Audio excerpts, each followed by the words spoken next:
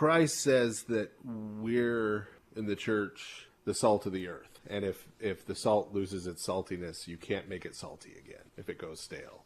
And he says that we're to be the light of the world. One of the big things we lose when our Christianity becomes materialist is we lose the priesthood, and we lose sacrifice, and we lose worship, because those aren't things anymore. Priesthood is maybe something Christ as the great high priest is doing up in heaven, but sacrifice isn't really a thing we're doing. And what happens with materialist Christianity every time is it devolves into politics. If it's conservative materialist Christianity, it devolves into right-wing politics. If it's liberal materialist Christianity, it devolves into liberal politics. But in both cases, you're using fundamentally material means to try to bring about or enforce some idea of justice, or to create some kind of utopia on earth through purely physical means, which means material means force. It means force either in the form of direct force and violence, or social force, the force of public shame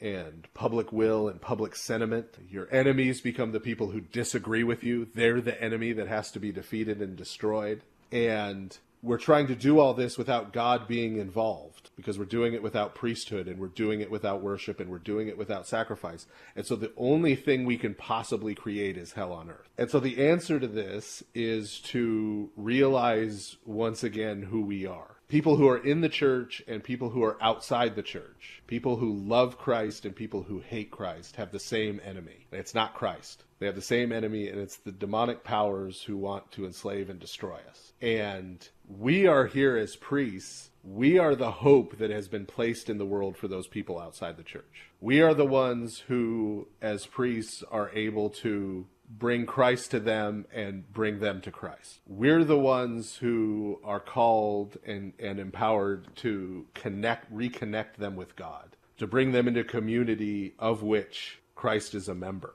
so that they can come to know us and be in communion with us and be in communion with Christ. That's what can transform the world. That's what can transform people. That's what can help us all defeat our common enemies. But if we give up, if we forsake, if we ignore, if we give up that role that God has given us and called us to, then just like Christ said about the salt and about the lamp that gets put under a bushel, there's no hope for the world. Those people aren't going to find that hope. The world is not going to be changed in any positive way.